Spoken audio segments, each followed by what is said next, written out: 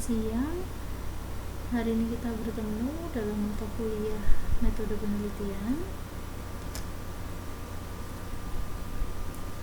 di mana pada pertemuan sebelumnya seharusnya kalian sudah mempelajari tentang apa itu ilmu pengetahuan, apa itu metode penelitian, bagaimana mendapatkan ilmu pengetahuan, serta perumusan masalah penelitian. Nah, untuk pertemuan kali ini kita akan mempelajari tentang kerangka pemikiran dan hipotesis. Akan tetapi sebelumnya kita review sedikit tentang latar belakang. Apa sih latar belakang begitu ya? Kita harus gali kembali agar saat kita masuk ke materi minggu ini kita tidak miss atau tidak atau kehilangan benang merah. Nah, latar belakang itu mensinyalir adanya suatu gejala atau masalah, di mana dalam latar belakang memuat kenapa atau mengapa suatu kejadian atau gejala itu kita anggap sebagai masalah, dan mengapa kejadian atau gejala itu penting untuk diteliti. Dan apabila kita tidak melakukan penelitian atau kita membiarkan masalah atau gejala atau kejadian tersebut, itu seperti apa dampaknya. Nah, itulah latar belakang. Biasanya kita harus menyebutkan di sana apabila penelitian kita tidak lakukan terhadap kejadian atau gejala tersebut, maka akan memberikan dampak yang negatif. Nah, negatifnya seperti apa itu yang harus dibiarkan. Itu kalau bencana biasanya begitu ya. Nah, akan tetapi kalau itu suatu kajian budaya atau kajian sosial, bisa saja kalau kejadian atau gejala itu kita kaji, maka akan menambah nilai terhadap apa. Nah, itu latar belakang memuat seperti itu. Nah, lalu di dalam latar belakang itu juga harus menguraikan bagaimana masalah tersebut dipecahkan.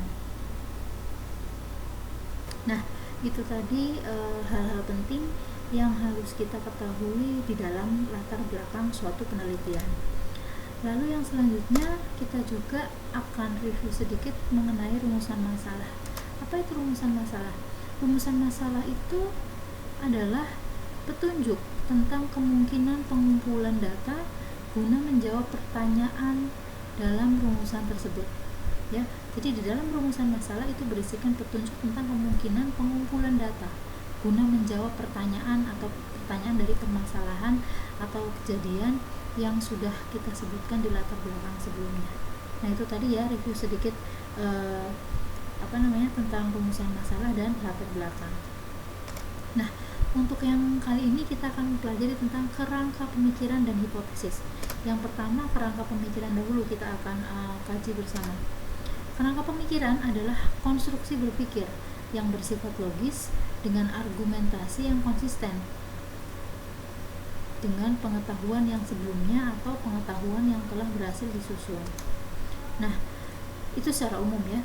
Nah, kalau menurut Rushdie yang dia tulis di bukunya pada tahun 93, dia menyebutkan bahwasanya kerangka berpikir berarti menduduk perkarakan masalah dalam kerangka teoritis atau theoretical framework, atau disebut juga dengan proses deduktif. Jadi kerangka berpikir ini biasanya kita memiliki masalah, lalu kita duduk perkarakan, kita sandingkan dengan teori-teori yang sudah ada sebelumnya. Ya.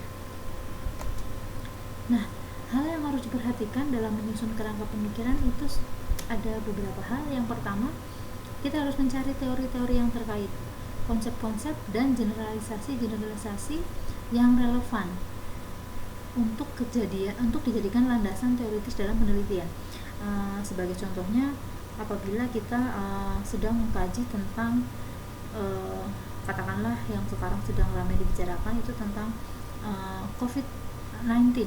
Nah, kita harus dalam menyusun kerangka pemikiran kita harus mencari teori-teori yang terkait dengan COVID atau dengan virus, karena COVID ini kan virus yang sebetulnya sudah ada sebelum-sebelumnya, kan, tetapi yang sekarang booming itu adalah COVID-19 ya. Kita harus mengkaji tentang apa itu virus, apa itu COVID.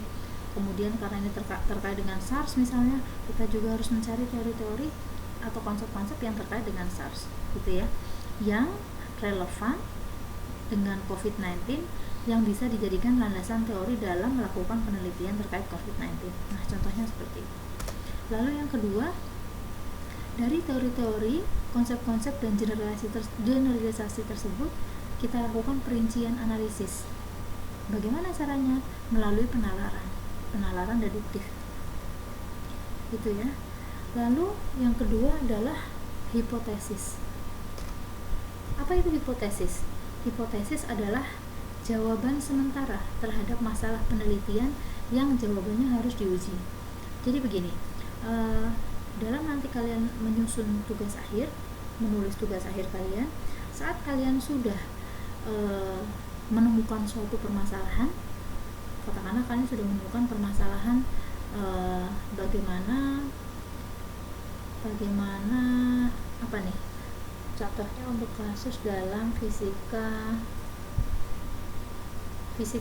kebumian lah, katakanlah kalian akan membuat suatu alat early warning system untuk bencana gempa bumi, katakanlah.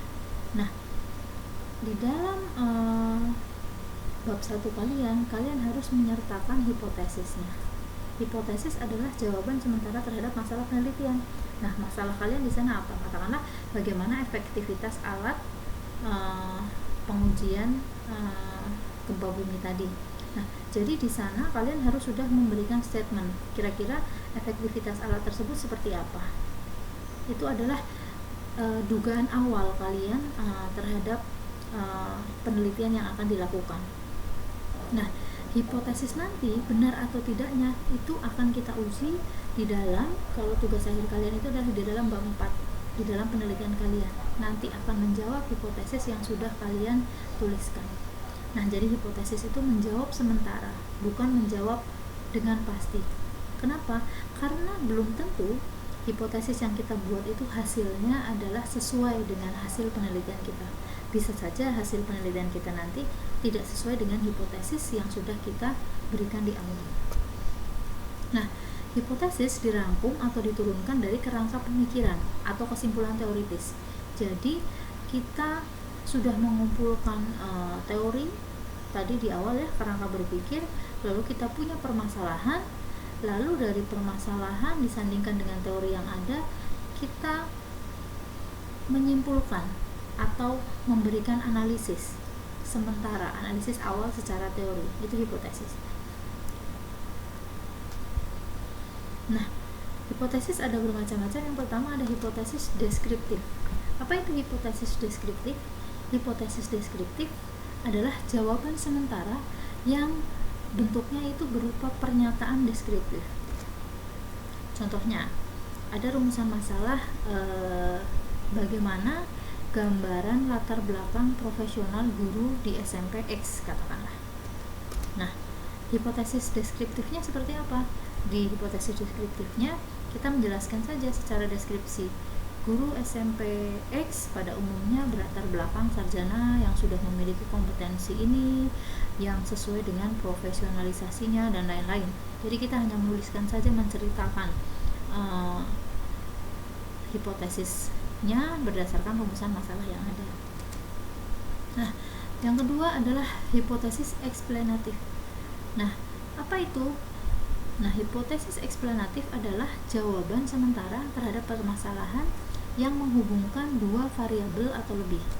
Contohnya, ada rumusan masalah yang pertama, bagaimana pengaruh kompetensi profesional guru terhadap kinerja guru. Lalu yang kedua, sejauh mana pengaruh budaya dan kerja kampus berpengaruh terhadap kinerja dosen. Nah, bagaimana hipotesisnya? Untuk rumusan masalah yang pertama, yaitu bagaimana pengaruh kompetensi profesional guru terhadap kinerja guru, hipotesis eksplanatifnya begini. Latar belakang kompetensi profesional berpengaruh positif terhadap kinerja sekolah. Jadi dari dua variabel, yaitu kompetensi guru terhadap kinerja guru, hubungannya, korelasinya adalah positif. Lalu untuk rumusan masalah yang kedua, sejauh mana pengaruh budaya kerja kampus terhadap kinerja dosen, kira-kira bagaimana? Nah, Dari dua variabel itu, hipotesisnya misalnya budaya kampus berpengaruh positif terhadap kinerja dosen. Nah, itu untuk hipotesis eksplanatif. Nah, sekarang kita juga ada hal-hal yang harus diperhatikan saat kita menyusun hipotesis. Apa saja? Yang pertama, hipotesis itu harus menyatakan pertautan atau hubungan antara dua variabel atau lebih. Yang kedua, dinyatakan dalam kalimat deklaratif atau pernyataan yang jelas, padat, dan spesifik. Yang ketiga, hipotesis harus dapat diuji. Artinya hipotesis harus dapat diuji itu saat kita mengajukan dugaan awal atau memberikan kesimpulan awal begitu ya, hipotesis. Kita membuat suatu hipotesis kita itu bukan sekedar asal-asalan kita menyampaikan sesuatu, tapi kita tidak bisa mengonfirmasi apakah dugaan kita itu benar adanya sesuai dengan teori atau tidak. Jadi dugaan yang kita buat itu harus dapat diuji kebenarannya. Itu maksudnya hipotesis harus dapat diuji. Misalnya begini, misalnya terkait dengan kasus yang sedang ramai, kondisi imun yang baik akan membantu tubuh kita menangkal paparan virus corona. Misalnya hipotesis kita seperti itu. Nah, hipotesis itu harus dapat diuji. Bagaimana? Ya, kita harus bisa menguji membandingkan kondisi imun yang baik dan kondisi imun yang tidak baik terhadap orang yang terpapar virus corona. Maksudnya seperti itu. Nah, itu adalah hal-hal yang harus diperhatikan dalam menyusun hipotesis. Nah, tadi disebutkan yang terakhir, hipotesis harus dapat diuji. Nah, di sini kita akan belajar tentang pengujian hipotesis secara empirik. Apa itu pengujian hipotesis secara empirik?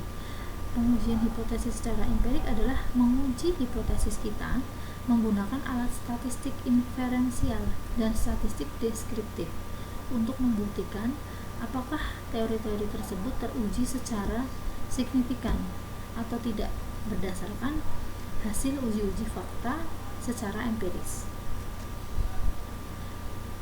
Kemudian yang kedua, menguji dengan tanpa statistik untuk mencari pemaknaan. Nah, itu dikenal dengan penelitian kualitatif. Jadi di sini dalam kita melakukan pengujian hipotesis, kita bisa memilih dua hal. Yang pertama, kita menguji dengan alat statistik. Yang kedua, kita menguji dengan penelitian kualitatif.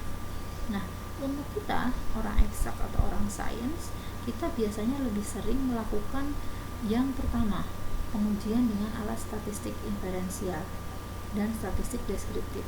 Kita jarang sekali menguji kasus yang kita miliki hanya dengan mencari pemaknaan. Itu penelitian kualitatif. Biasanya yang melakukan penelitian kualitatif itu adalah kawan-kawan kita dari sosial.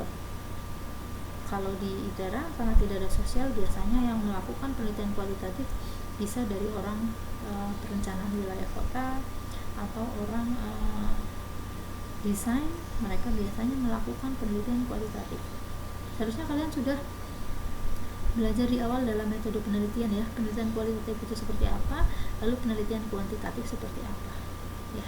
Jadi kalau penelitian kualitatif biasanya kita hanya melakukan deskripsi, tapi dalam penelitian kuantitatif di sana kita memiliki angka-angka, di sana kita memiliki data-data yang bisa kita analisis.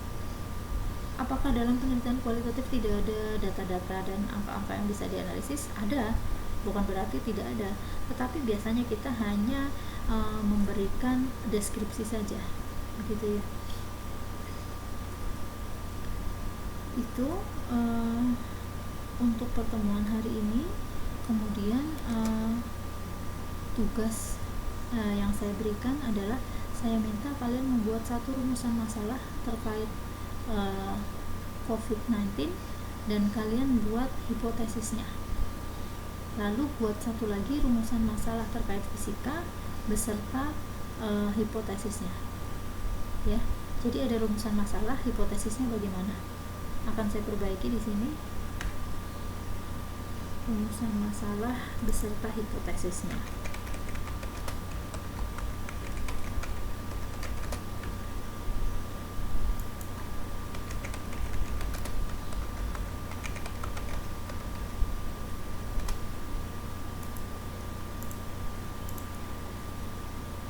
Untuk subbab ini memang teorinya sangat sedikit. Yang perlu kalian lakukan adalah berlatih lebih adaptif. Kalian melihat masalah, lalu kalian dengan teori-teori bekal yang sudah kalian miliki, kira-kira hipotesis apa yang bisa kalian buat. Nah, itu diperlukan latihan, tidak serta-merta.